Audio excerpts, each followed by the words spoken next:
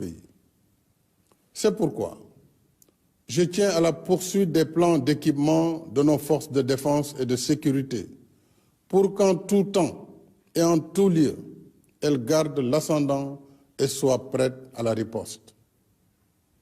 Mes chers compatriotes, dans mon message pour le Nouvel An, je vous ai entretenu de nos programmes et projets de développement économique et social, y compris l'état d'exécution de nos chantiers d'infrastructures indispensables à la réalisation de nos objectifs d'émergence. En dépit de la conjoncture économique difficile, l'État continue sa politique de soutien aux ménages, comme en témoignent les mesures de lutte contre la cherté du coût de la vie, dont la baisse du prix des loyers. En même temps, tous nos chantiers d'infrastructure restent actifs, aussi bien en milieu urbain que rural, conformément à notre politique de développement dans la justice sociale et l'équité territoriale. Ainsi, après les autoponts de Yoff, Keur Gorgui, Saint-Lazare, Lobat Fall et Keur Massar, celui de Cambérène et le pont de Marsassoum ont été mis en service. Dans la même dynamique, je suis heureux d'annoncer que l'exploitation commerciale du BRT débutera dans le courant du deuxième semestre de cette année, avec un parc de 158 bus spéciaux, 100% électriques, qui seront alimentés par voie solaire. C'est une première mondiale. Les premiers bus seront livrés en mai. Le BRT permettra de transporter plus de 300 000 passagers par jour, sans pollution, avec Internet à bord et dans les meilleures conditions de confort et de régularité, comme le TER.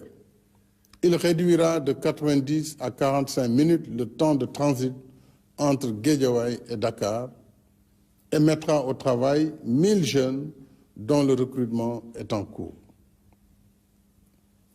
Mes chers compatriotes, demain, aux côtés de nos vaillantes forces de défense et de sécurité, notre jeunesse vibrante sera aussi à l'honneur, à la place de la nation, parce que c'est elle qui, assurant la relève, porte nos espoirs pour le futur. À vous les jeunes, je voudrais vous dire que je mesure pleinement vos rêves, vos aspirations et ambitions légitimes d'être utiles à vous-même, à vos familles et à votre pays. Vous resterez au cœur de mes préoccupations. C'est le sens des investissements que nous continuons de faire dans l'éducation et la formation, y compris pour nos daara modernes. C'est aussi le sens de nos politiques de soutien à l'employabilité par l'enseignement du savoir-faire.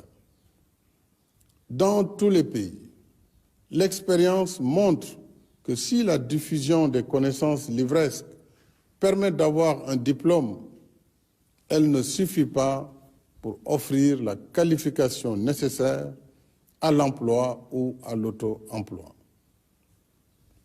C'est pourquoi nous développons davantage l'enseignement professionnel pour mieux préparer notre jeunesse à la vie active. Nous voulons qu'à chaque niveau de formation et de diplôme corresponde un niveau de qualification qui facilite l'insertion dans le marché de l'emploi. C'est ce que nous faisons avec succès dans nos instituts supérieurs d'enseignement professionnel, ISEP. Et c'est ce que nous comptons faire avec le programme déjà finalisé de 38 centres départementaux de formation professionnelle. En même temps, la DER poursuit ses activités de financement, d'encadrement et de conseil en soutien aux femmes et aux jeunes sur l'étendue du territoire national. Quant au programme Xëy, il a généré à ce jour 63 650 emplois sur les 65 000 prévus, alors que 14 150 jeunes débutants ont bénéficié de la convention État-employeur sur l'objectif initial de 20 000. Le programme des domaines agricoles communautaires, PRODAC, et les agropoles s'inscrivent également dans la réponse à la problématique de l'emploi et de l'entrepreneuriat des jeunes locales. J'engage notre secteur privé national à investir davantage dans la chaîne de valeur de la filière gazière et pétrolière afin de créer de nouvelles opportunités d'emploi et d'activités génératrices de revenus pour nos jeunes. Je me réjouis de pouvoir échanger sur ce point et sur d'autres avec les dirigeants des organisations patronales au cours de l'audience que je leur accorderai dans les prochains jours. Ce soir, je voudrais aussi saluer et encourager nos 32 500 jeunes agents recenseurs engagés pour les opérations du 5e recensement général de la population et de l'habitat, prévu du 15 mai au 15 juin, afin d'actualiser nos données démographiques et statistiques. Mes chers compatriotes, la fête de l'indépendance qui marque notre liberté retrouvée nous rappelle en même temps l'histoire qui nous lie et nous oblige à bâtir sur la terre de nos ancêtres l'héritage que nous devons laisser à nos enfants. Chacun de nous en porte la responsabilité. Dès lors, il nous revient de puiser à la source des anciens la sagesse qui inspire le dialogue et la concertation pour surmonter nos différences afin de rester la nation sénégalaise qui nous rassemble et nous ressemble.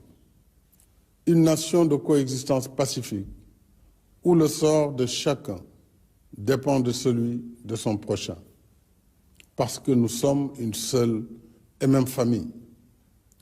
Dans cet esprit, je reste ouvert au dialogue et à la concertation avec toutes les forces vives de la nation dans le respect de l'état de droit et des institutions de la République pour un Sénégal uni, un Sénégal de paix, de stabilité et de cohésion nationale.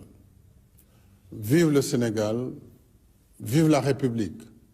Bonsoir et bonne fête de l'indépendance.